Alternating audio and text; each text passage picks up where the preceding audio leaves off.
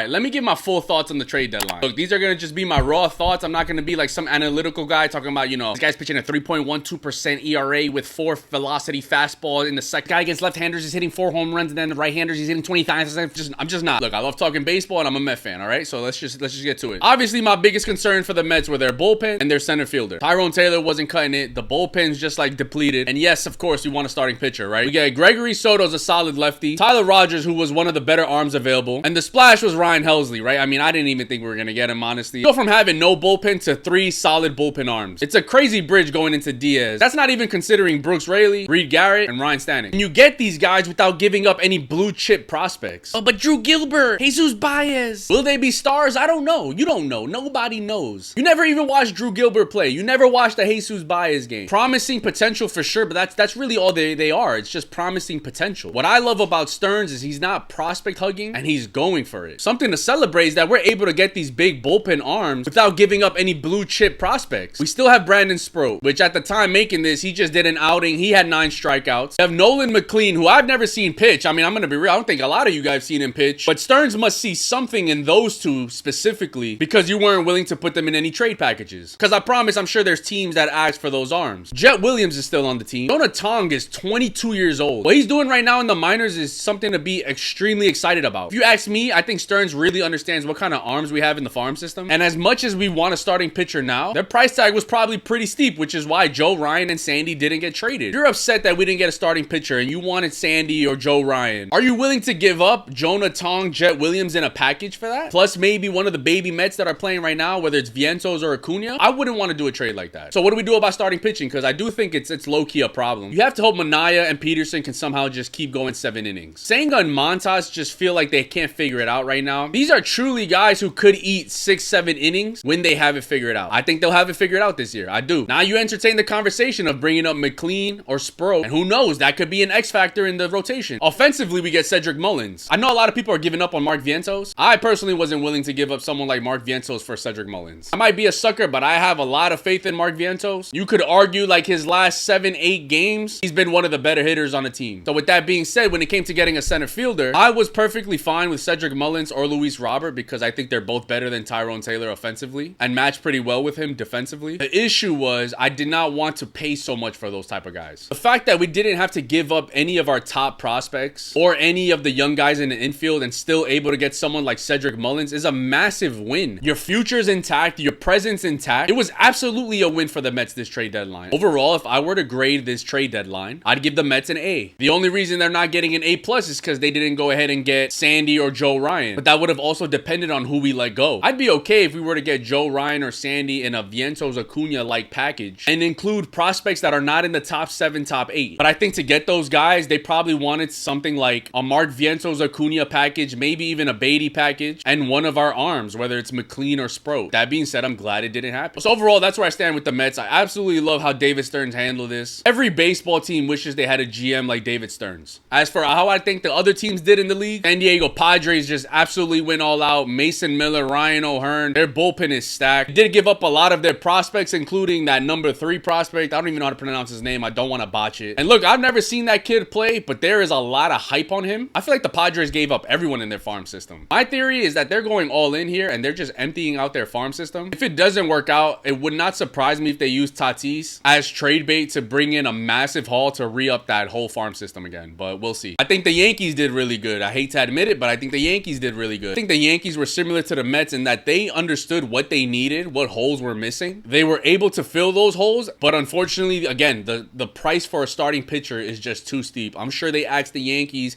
in every package for a starting pitcher, especially Joe Ryan or Sandy, they wanted Spencer Jones in it. And I don't blame Cashman for giving up someone like Spencer Jones because it probably wasn't just Spencer Jones. I'm sure it was another blue chip prospect that they were asking for. So they still have to build a future. I think he kept that in mind. And they're also supposed to be getting healthy. So I think overall, I think they did a great job. The Tigers, I felt like went ahead and they didn't add nothing crazy, but I mean, they got some bullpen, they got some arms. Twins completely cleaned house, said fuck it, like on to the next season. I thought it was pretty cool seeing Correa go back to the Astros. I don't think the American League loved it. I don't think the Yankees loved it. I thought that was cool for baseball. Mariners adding Josh Naylor and getting Suarez back. I mean, not rocket science. That offense just got way better. And it's nice to see an American League team kind of just make moves and show that they want to go after it. favorite besides, you know, Tigers and Yankees. Phillies got Harrison Bader, which is not a bad pickup at all. Their best pickup obviously was Duran because they just have no bullpen. Could be biased here as a Met fan, but in the bullpen, it just feels like it's only Duran, so I don't think that's going to win them many games. Can't win games with just one bullpen arm. Those are my overall thoughts on the trade deadline. Listen, this is my first time really like staying tuned and covering it while I'm also making content. Yo, this was